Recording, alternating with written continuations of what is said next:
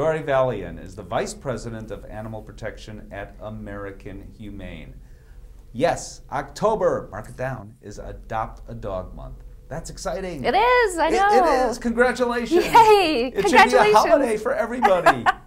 Well, of course, we think every month is Adopt a Dog Month, but we definitely want to highlight it at least once a year to really bring attention to the shelter dogs that are out there looking for homes. Lots of shelter dogs out there. That's either the good news or the bad news, depending on your perspective. And there are. And if you like small dogs, there are small dogs. If you like larger dogs, there are larger dogs. You know, some people think, though, that you're getting damaged goods somehow. That's one of those misconceptions. Talk about that. That is, and it's unfortunate because there are just great dogs in shelters displaced for no fault of their own. A family breaks up, an owner passes away, somebody just realizes that they've got too much going on and they need to relinquish their animal. And they're great about from puppies all the way up to the seniors. I adopted a senior dog the first time about 4 years ago. She's about 12 years old, and I love it. I absolutely love having a senior. Well, talk about that, because some people are afraid maybe if they get, and it doesn't have to be an 18-year-old dog. I mean, it can be a 7, 6, 5-year-old dog, about some of the advantages of doing that. Oh, yeah. I mean, she came to me completely house-trained. She doesn't bark. She's actually turned into a therapy dog, so she does animal-assisted therapy because she's nice and calm. And really, regardless of the age, you know, you think an old dog and new tricks, and that's really not true. You can still benefit from dog training with an older dog. They're still going to bond to you. I mean, she is mine, and she would let everybody know it, so it didn't matter that she was a little older. Even older dogs teach me tricks. Absolutely. Even though it's supposed to be the other way around. Right. And you know, it's interesting that some of the best search and rescue dogs that work for our country are from shelters.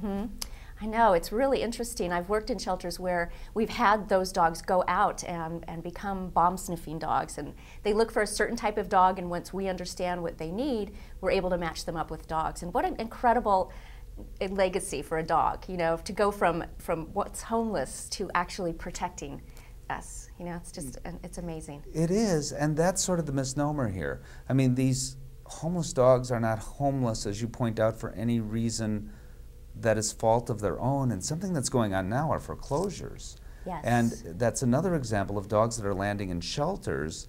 Unfortunately, depending on how bad it is in different parts of the country at the moment, and in the Gulf Coast region because of unemployment as well. Right. American Humane, we just reached out to shelters in the Gulf Coast to help them with those animals that are coming in so that they can help transfer them to other shelters that may be able to take them in. So you're right, animals can end up in shelters for any reason. You do need to be careful. You know, you want to go in with an idea of what you're looking for. You want to take your time, do an evaluation, find an animal that really is going to meet your expectations. You know, define what your expectations are before you go in. Do you want a couch potato? Do you want a jogging partner? You know, does the dog have to live in a lively, busy household, or is it fairly quiet? And that way you can go in and really look for behaviors in a dog that are going to match. And different shelters have programs that kind of fix people up with, like Match.com for dogs. Exactly. With the right dog. Yes. Depending on the shelter, they have a variety of different programs. But is part of it to be honest about what you're really looking for, and also to understand that, well, there is no Lassie, really. You know, dogs are wonderful companions, but there is no perfect person, but there is no perfect dog either.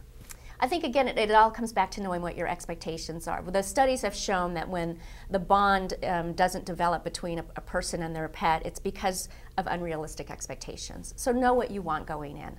And then talk to a shelter that, you know, there's been so much being done in evaluations and behavior assessments.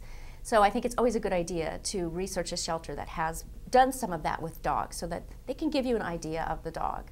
I met someone from a shelter who's now doing sleepovers. They're doing slumber parties. So they're actually letting you take the dog home for the weekend to really get a sense of whether or not this is an animal that should be part of your family, which I think is a really interesting idea. Interesting. Yeah. Yeah.